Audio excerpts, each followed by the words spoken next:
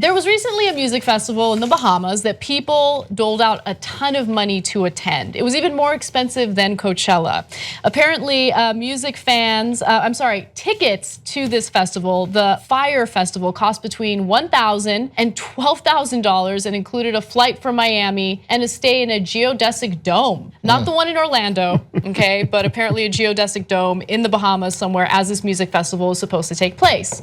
Well, festival goers were distraught because they realized that this was not, a fancy, luxurious getaway with great music. It was actually the complete opposite. Music fans instead found that they would be staying in disaster relief tents, although many of those were only partially constructed. And the catered meals they were promised turned out to be bread, cheese, and salad served in styrofoam containers. I don't like eating salad from a styrofoam container because your fork punctures the styrofoam. Exactly, yeah. So there's an example of what their fancy food looks like. So we do have a video that someone had filmed that I want you to play as B-roll as we continue discussing the story. But I mean, it looked terrible. It looked like the last place you would want to be, the last place you would want to spend $1,000 to $12,000 on. That's a geodesic dome? No, those are just the tents that people were expected to stay in. They're all supposed to be glamping.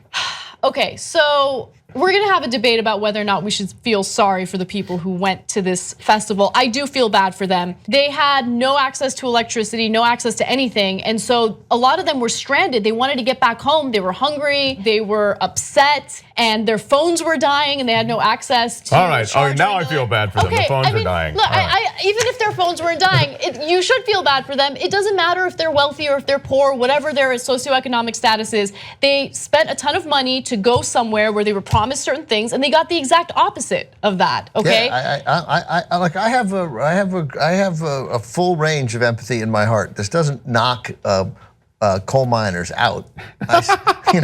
I can feel bad for both. Yeah, it's okay. exactly. Yeah. Right. I mean, I don't see why they're hungry. Just go out, get another cheese sandwich.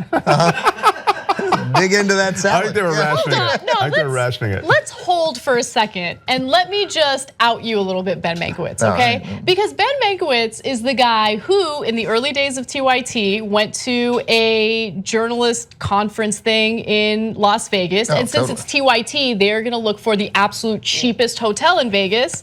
And so they stayed at Circus. And Ben, you freaked out. I might. Well, first of all, Circus. I don't mean any disrespect. Worse than the glamping in the Bahamas. Shitty? Yeah, exactly. Okay. I mean, no rational person was gonna stay in that circus. Yeah, and I was like, hey, man, I don't know how poor we are. I mean, you know where I went to stay? I found at Harris, right? It's not like I didn't go to the Bellagio, which I'm not even sure existed. Yeah, no, I got it. No, but I said I sympathize with them. You can't circus. That was nasty. It was gross. There was a booger on the wall. Yeah, there was stuff on the walls. It was like blood gross. And human stuff. It was, and you're like, and I didn't even get my own room. It's like I had to share that with, and then TJ, and he was trying to like share. And first of all, I wouldn't share I wouldn't stay at, what's the nicest hotel in the I wouldn't stay at a Mandarin Oriental with Cenk. There you go. Right? You share a room with Cenk. I'd rather stay at the Circus by myself than share a room with Cenk. But so, yeah, so I went across the street. I think I went to Harris. I think it was like, I just remember being like, oh, this is bad. I'm wasting the company's money. I think it was $57. Oh, it's not expensive. Yeah, that's right. Okay. Yeah. And this is like 2003. Very economical choice. Yeah. So, okay, but imagine you spent $12,000 on that room, and that was the only room available to you, and the only food was those cheese sandwiches. I'd be talking about that experience in 2036. Yeah, I'd still be telling. It's awful. Did I tell you about when I went glamping in 2016? Yeah, that's what I'd be saying, yeah. So it's awful, it really is. It is. Let me give you some more details on it. Festival goers were promised yacht rides, yoga and kayaking, along with performances by about 24 artists, but instead, they spent their time trying to find stolen property and flights home. So they were given lockers without locks, and naturally, stuff got stolen. And so some people had their money stolen. They didn't know how to get back home. Their phones are losing, charge, and they don't know how to communicate or contact people, in the outside world. And so they're screwed and they're upset, and I feel terrible for them. Let me give you some tweets What was the bathroom situation? There were porta potties. I saw a video where there were some porta potties. I'm sure those were well maintained. Let's go to graphic 13. Here is one person tweeting and asking for help. My phone is dying. Please call for me and beg for them to send help. I'm hiding in tent 27. This is a nightmare. Okay, look at this picture. Like, this is what that guy's used to. Like, that's the vacation that guy's used to taking. That's why I don't. He's like in the Alps. Yeah. You know. Aw, poor they rented a cottage in the Alps. You know. My phone is dying. Please send help to festival grounds. It's chaos. Tents are on fire. People fighting for food. No. This is terrible. And guess what? This was put together by Ja Rule, which, I mean, it was put together by Ja Rule and Billy McFarland. Wait a minute, what was that? What did that mean? I'm just saying. I mean, he could barely sing. Can you really count on him to put? Look at that. He's not being bad? not even here to defend himself. Come on, Ja Rule. His singing was terrible. I don't know who that is. Okay, I should have known. I should have known. I mean, I'm aware that is a musician. Baby,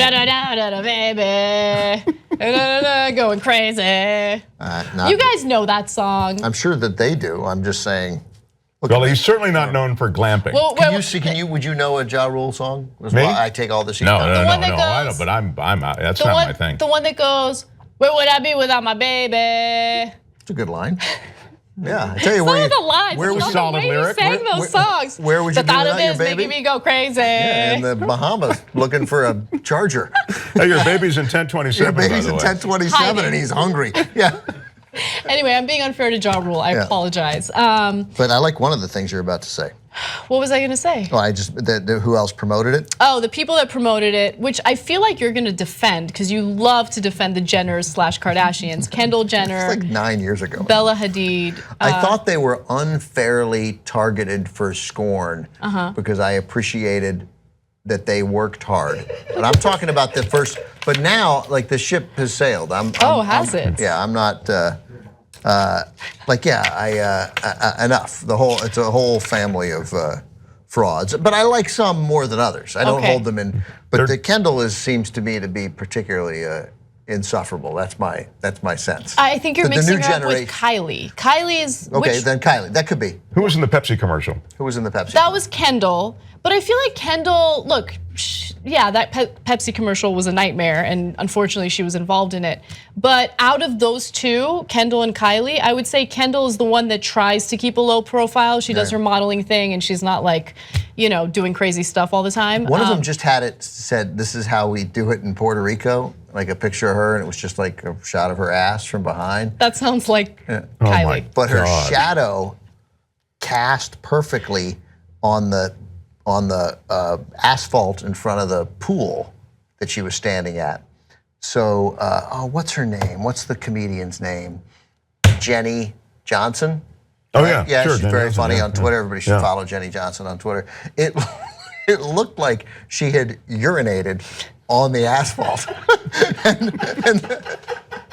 And so she was like, "This is how we do it. This is how we do it in Puerto Rico." So she was like, "Oh, so you just pee outside?" And really, most places we use the toilet inside. But anyway, check out Jenny Johnson's Twitter feed for the exact tweet she said it. God, but it was really well done. Yeah.